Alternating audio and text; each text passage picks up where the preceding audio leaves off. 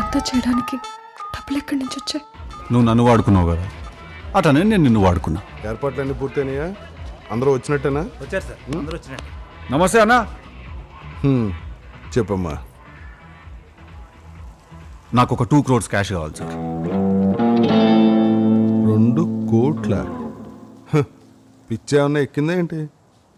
అప్పట్లో రాధిక అని ఒక అమ్మాయి మీ దగ్గరికి సింగింగ్ ఆపర్చునిటీ కోసం వస్తే మీరు దాన్ని ఆపర్చునిటీగా వాడుకున్న అమ్మాయిని గెస్ట్ హౌస్కి రమ్మన్నారంట కదా. ఆ విషయం స్టేజ్ ఎక్కి చెప్పేద్దాం అనుకుంటున్నా.